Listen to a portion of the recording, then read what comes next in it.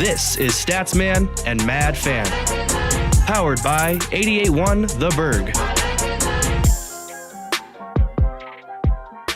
All right, folks, welcome to the first segment of the show, Mad Fan's Outlandish Statement. And after this week, as a Mariners fan, I am fuming.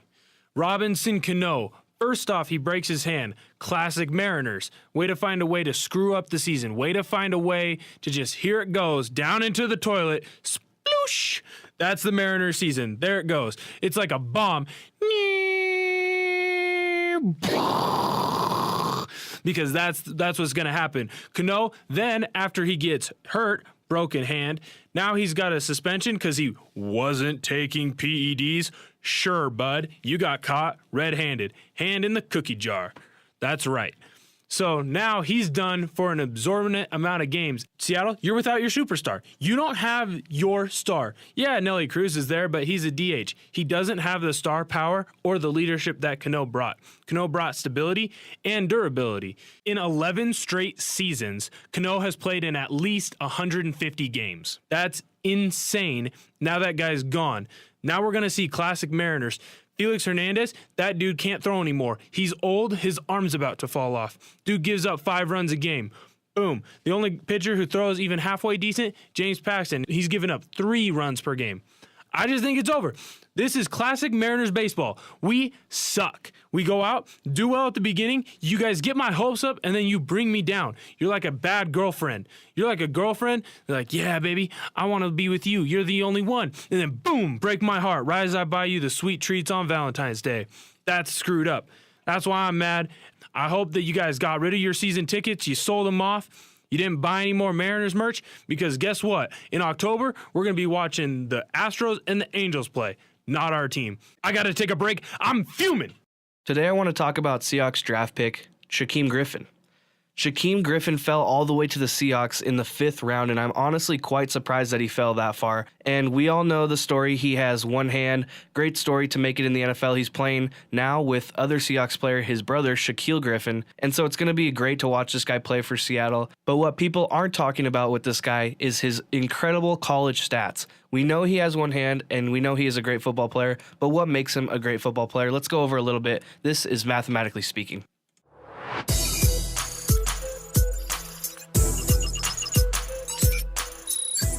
So some fans already think that Shaquem Griffin won't be that good for the Seattle Seahawks because he has one hand. How is he going to intercept the ball? How is he going to wrap someone up to get a tackle? Well, I'm here to prove you differently.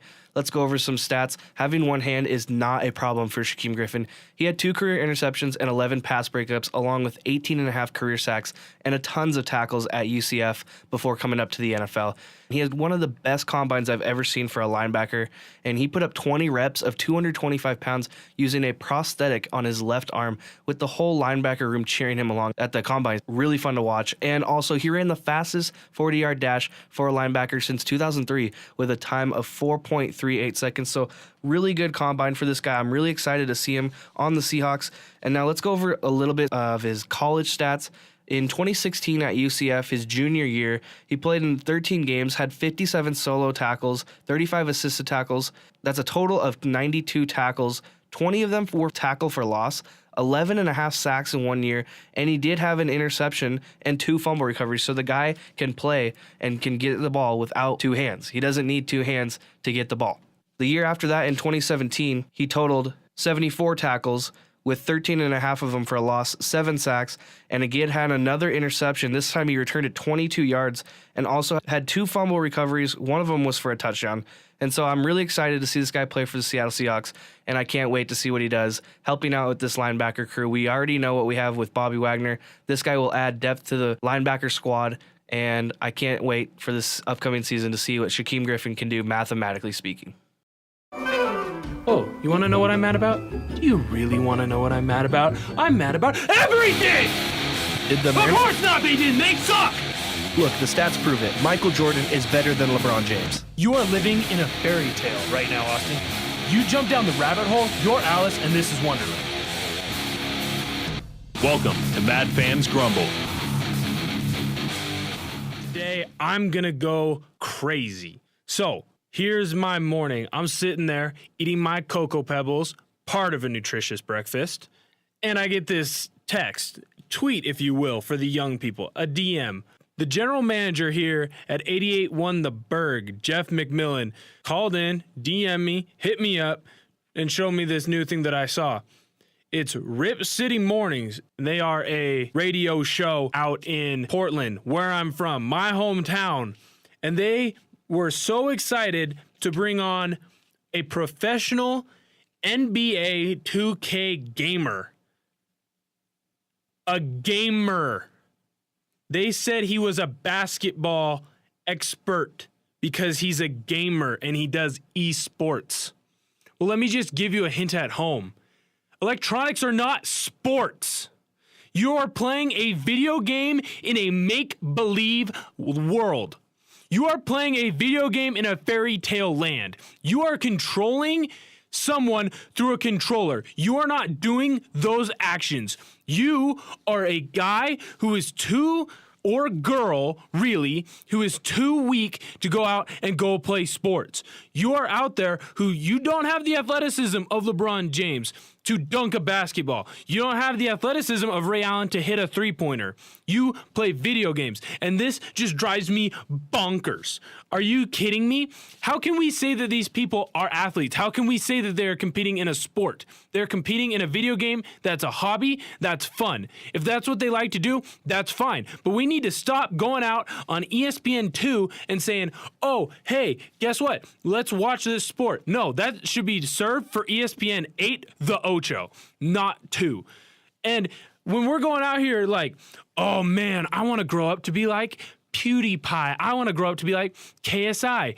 Nah, kid, you need to want to grow up to be like a good role model. Pick a superstar who actually lives, breathes, and does the sport, who works hard. Let's be real. It's not that hard to go out and be a good video game personality. You can just go out, pick up the video game, spend 8 hours on your mom and dad's couch eating Cheetos and drinking Monster energy drinks. And look, whoa, all of a sudden I'm a star because my electronic video pixel person can jump up and dunk a basketball like he's supposed to in the game. This is just moronic. They don't go out and lift weights. They don't go out and train. They just walk in one day, I'm going to sit and play video games and be a fat slob. That's why when you see them, they're out there with a big old gut. Video gamers looking like offensive linemen at 5'8", not trying to better themselves. They're not going out and trying to fix their issues. They're not going out trying to become more athletic. They're not going out and running. They're going out and playing video games. I don't need to watch this garbage on ESPN. I don't want it on my radio waves. I don't want it on my television screen. And I sure as hell don't want it in my newspapers. This is bogus. And anyone who goes out and says, oh yeah, I'm an athlete because I can play 2K or Madden. No, get off of my screen. Get out of my face. That's insulting to me as a college athlete. I go out, I put my body on the line. At most, you put your thumbs. What's the worst injury you've had? Carpal tunnel? That's bogus. So get this stuff off of my screen. I can't believe that people even watch it. People watch it competitively. I went on a road trip with one of my teammates, and he sat there for 2 hours watching competitive Madden football. Who cares? Why don't you play the video game yourself instead of watching other people? If you are a fan of esports, you guys grind my gears. You got to give me a break because it's outrageous that this is even considered for TV and YouTube, let alone just kids going out and playing video games on a rainy day, which is what it's supposed to be. So I don't get it. I don't get the enamorance with these people. I don't get why people love these guys who go out and play these video games like 2K and Madden for fun and then go out and get money. That doesn't make sense to me. They're trying to make a professional career out of it when it's not meant to be a professional career. It's meant to be something when it's raining out and your mom said you can't go outside to play. So you invite your neighbor over and you play video games. I just don't get it. I never will. That's what's wrong with this generation. That's why this country's going downhill. It's ridiculous. Get it off my ESPN screen. That's all. Mad Fan out. Look, don't get me wrong. Sports are always evolving. And while sports evolve, so do stats. But one sport that constantly evolves so much and amazes me every day at how much it's evolving is baseball. And baseball stats are evolving just as much as the game itself. The three things I want to talk about today in baseball stats are catcher pop times, StatCast, and pitch FX. If you haven't heard of these three, let's dive right into it. This is Statsman's Jumble.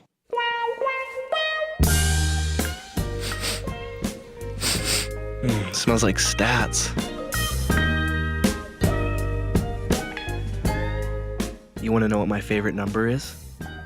It starts with a 6 and ends with an 8. So what the heck are catcher pop times? Look, in early March of this year, MLB.com rolled out this brand new stat, catcher pop times. Catcher pop times is a combination of arm strength and the quickness of a transfer from the catch to the throw for the catcher trying to gun down the guy at second base trying to steal on him. Pop times are used in StatCast to time how long a catcher takes to ship a baseball to second base during these stolen base attempts. This stat is amazing. This is crazy because now with all these young players coming in and trying to get into the league, there's this new stat that catchers have to worry about. How fast can I get the ball down to second base?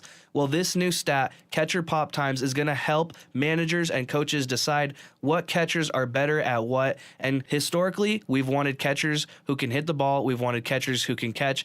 And we want catchers who can throw the ball down to second base and get guys trying to steal. But we've never known just how long it takes to get them down there. So this stat is going to help a lot. And here's why. With a bunch of young guys coming up now in AAA, AA, coming up to the majors, we need to take this into account. How fast can they get the ball down to second? And hey, if your pop time is better than some other catchers in the league, that might be a reason solely to bring you up into the majors and give you a shot at catcher. And even in September, when we go up to 40 men on the roster and we can get those extra call-ups, this is a chance for younger guys to make a mark on the MLB team, and possibly this stat alone will get them up there. The next thing I want to talk about is StatCast. This StatCast came out 4 years ago, 2014, and Major League Baseball Advanced Media introduced a revolutionary plan for in-ballpark infrastructure designed to provide the first complete and reliable measurement of every play on the field and answer previously unanswerable analytic questions. Why did the MLB do this? This is great for the MLB to be able to analyze each and every single play that happens on the field. And this is, again, like I was talking about earlier, perfect to sort of analyze your team and see where guys need help to get better. Because in a game that is constantly improving over time and where you have players right now who seem so perfect at the game, there's just these little things they could get better at. You don't know what they can get better at unless you have things like StatCast. And so if you can see exactly where you could go a little bit better in your game, that's proof that MLB is constantly evolving, and even with as good as the players are now, they can keep getting better because of stats like these. And the last stat I want to talk about is this brand new stat for MLB, Pitch FX. Pitch FX is a perfect stat to analyze pitchers on each and every team and see what they can get better at as well. And so I'm on the website right now where you can look up any pitcher's performance from any game starting in 2016. So I'm pulling up Wade LeBlanc's start from the other day, May 14th for the Seattle Mariners. And what exactly am I looking at here, and how exactly can it help me, along with MLB general managers, to really see how pitchers can get a little bit better? This is showing me what pitch he threw, what the velocity was, what the break on it was, the count of pitches he threw, what percentage of them were strikes, what percentage of them were swung at, what percentage of them were whiffed at. This tool is going to make pitching coaches around the league look like geniuses. They're going to be able to go back into the dugout after the game, into the clubhouse after the game, and even on the pitcher's days off, they can go back and see just exactly what happened, what went wrong, what went right, and what to do better next time for every single pitching performance in the MLB. This is crazy. This could even be used for hitters to see what percentage of pitches of the guy I'm about to go up against is being whiffed at right now. And I can work in the batting cage on that pitch specifically heading into the game. So the game of baseball is constantly changing, and these stats are helping players get better around the league. And it's obviously going to make a difference in the MLB and going to make players way better in my mind. And without these stats, we would still be in the dead ball era playing early 20th century baseball. I'm Statsman. And I'm Mad Fan. Follow us on Twitter at 881theberg. And listen to all the rest of our podcasts on SoundCloud at 881 The Berg, nerd.